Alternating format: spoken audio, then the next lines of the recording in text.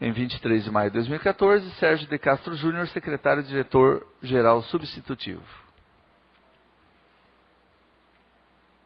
Cuida-se da análise de pedido de reexame interposto pelo Sr. Denis Venere, prefeito municipal à época, através de sua procuradora, contra a decisão da Igreja Primeira Câmara, que em sessão de 20 de 8 de 2013, apreciando as contas relativas ao exercício 2011 e diante do verificado nos autos, emitiu-lhe parecer desfavorável à sua aprovação. Observa que o exame das contas em apreço indicou a existência de máculas suficientes à sua rejeição, uma vez que o resultado negativo da execução orçamentária, em montante de R$ 5.034.122,90, equivalente a um déficit de 5,49%, indicou a falta de apego aos princípios da gestão fiscal planejada e transparente, de modo que fossem prevenidos os riscos e corrigidos os desvios que causaram o desequilíbrio nas contas. Esse resultado ampliou o saldo financeiro negativo do exercício anterior, agora fixado em R$ 9.288.543,29, quando, ao contrário, a ação planejada impõe a redução das dívidas de curto e longo prazo. E também se incluiu no grupo de irregularidades insanáveis o repasse de recursos à Câmara superior à previsão constitucional, uma vez que chegaram a 7,26% da receita tributária do exercício anterior. A decisão recorrida foi publicada no Diário Oficial do Estado em 4 de setembro de 2013 e o apelo foi protocolado nesse tribunal em 4 de outubro de 2013. Agora, por meio do recurso interposto, afirma que houve grande desigualdade entre o valor previsto e o efetivamente arrecadado, tendo em vista que, na previsão de convênios, um valor superior a 13 milhões foram arrecadados R$ 921.117,98, resultando da necessidade de utilização de recursos próprios para atender aos projetos que constavam no seu orçamento.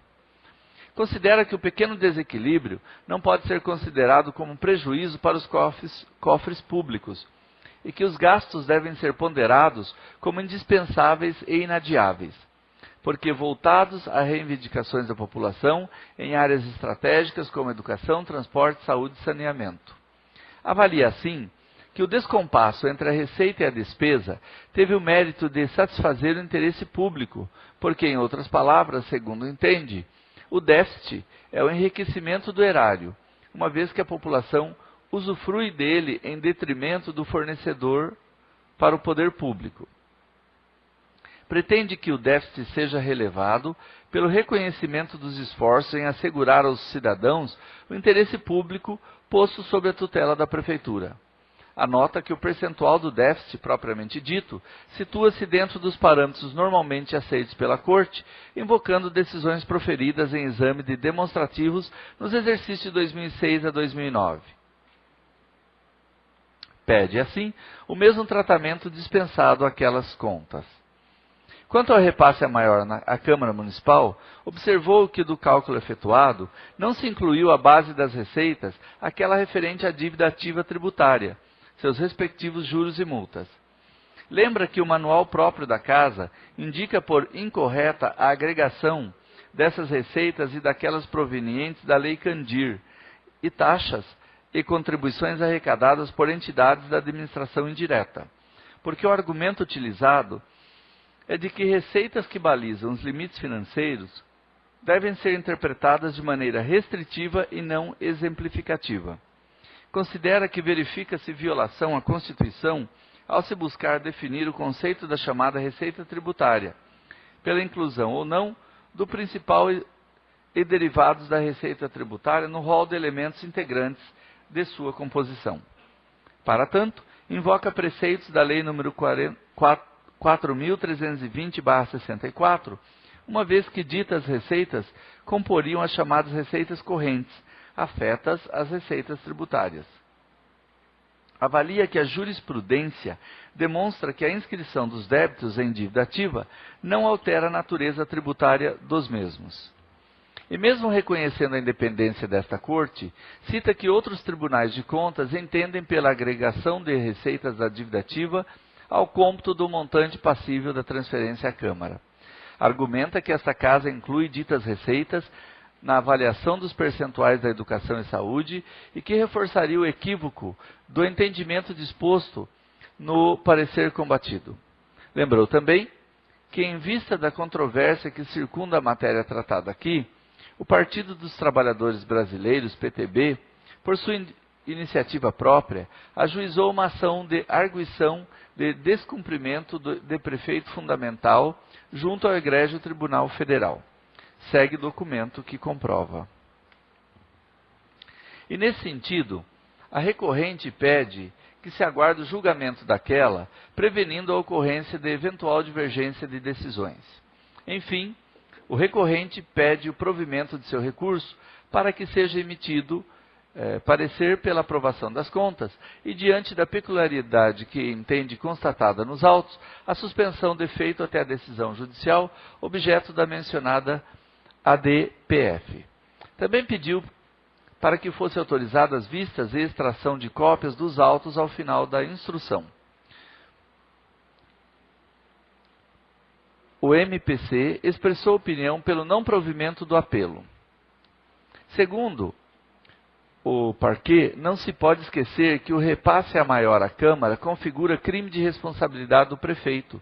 E quanto ao déficit apresentado, que as razões invocadas são as mesmas colocadas quando da apresentação da peça defensiva, em nada alterando o panorama processual. Extraíram-se cópias dos autos, contudo nada mais foi acrescido. Chamada a pronunciar-se, a SDG anunciou que a mencionada ADPF, apresentada junto ao Egrégio Superior Tribunal Federal, contra a decisão desta Corte a respeito do parecer emitido, a medida adotada não recebeu suspensão liminar deferida pelo excelso pretório, de modo que até o momento não faz qualquer resultado no mundo jurídico. Quanto aos itens que deram causa à rejeição das contas, verifica-se que os déficits orçamentários têm sido recorrentes, com acréscimo na negatividade do saldo financeiro, embora, para tanto, essa casa tenha expedido, durante o exercício, alertas em 5 oportunidades, sem que nenhuma providência fosse tomada pela administração. Disse a SDG que a situação exposta pela fiscalização foi validada pela assessoria técnica especializada, que contestou ainda os argumentos da defesa de que o descompasso entre a previsão da receita do convênio e os seus efetivos repasses tenham sido a causa do resultado orçamentário negativo. Portanto, se verificou empenhamentos a esse título bem aquém dos valores recebidos. Quanto aos repasses de 2/10 à Câmara, disse a SDG que trata-se de assunto amplamente debatido nesta Corte e, sobre o mesmo, entende que o artigo 29A da Constituição Federal de 88 não tem a mesma elasticidade, a exemplo do artigo 202 da Carta, não admitindo interpretações ou inclusões de receitas de outra natureza que não as tributárias. De sua exposição, a SDG opinou pelo não provimento do apelo.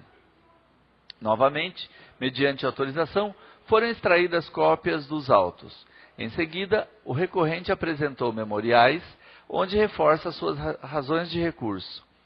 Em síntese, o recorrente afirma que a municipalidade trabalhava com uma estimativa de ingresso de receitas a título de repasses, constitucionais e voluntários, o qual não se concretizou, ocasionando descompasso então apurado.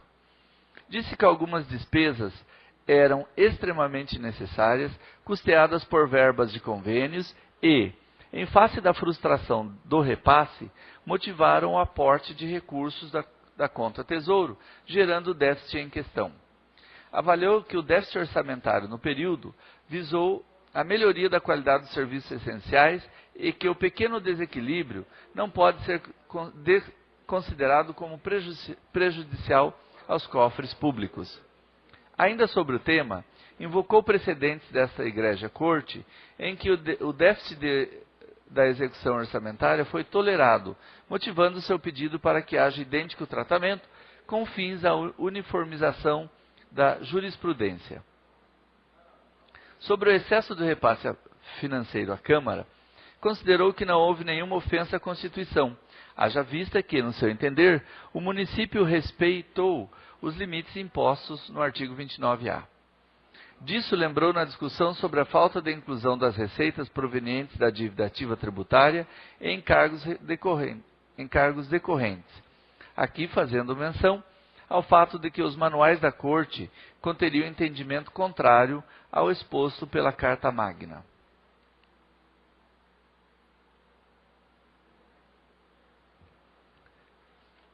Exemplificou que os manuais da Casa não toleram nem mesmo a inclusão da contribuição da iluminação pública, conquanto possua natureza tributária de espécie tributária de melhoria, mediante reconhecimento por parte do Egrégio Superior Tribunal Federal. Entendeu-se sobre o tema da dívida ativa, em razão de sua natureza contábil, afeta as receitas tributárias, afirmando que não se deve confundir classificação orçamentária com classificação jurídica. Trouxe jurisprudência a fim de robustecer o argumento de que a inscrição dos débitos em dívida ativa não lhes retira sua natureza tributária. E, no mesmo sentido, invocou decisões de outras cortes de contas, onde haveria abrigo a tese de incorporação da receita, aqui pleiteada, à base de cálculos dos valores previstos a repasse à Câmara. Afirmou que é entendimento desta Casa que, ao contrário, a dívida ativa deve compor a aferição do cumprimento dos mínimos na saúde e educação, fazendo a afirmação de que se o acessório segue o principal naqueles, também deveria sê-lo para os efeitos pretendidos nestes autos. Salientou, por fim, que, mediante da controvérsia instaurada sobre o tema, é objeto de ação judicial perante o Egrégio Superior Tribunal Federal a ação de arguição de descumprimento de preceito fundamental, número 271, motivo pelo qual requereu que se aguarde o julgamento daquela, prevenindo a ocorrência de eventual divergência de decisões. Asseverou que, mesmo que o valor repassado tenha sido superior ao limite, é ínfimo quando considerado com o todo, de forma que irrisório montante a maior é incapaz de causar efeitos materiais maléficos à administração. Considerou que a lei maior veda a despesa do legislativo, mas não propriamente o repasse. Então, nenhuma responsabilidade caberia ao chefe do executivo, de forma que o apontamento não seria capaz de afastar a aprovação das contas de 2011. Ainda nessa linha de argumentação, lembrou que não são os repasses acima dos limites que são proibidos, haja vista a dedução dos valores devolvidos pela Câmara, mas as despesas efetivas, as quais não competem ao Executivo.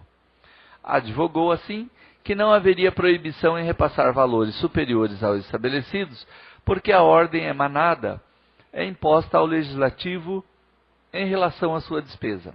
Por fim, pedindo pela aprovação das contas, reforçou o pleito para a suspensão dos presentes, bem como realização de sustentação de defesa oral, caso seja necessário.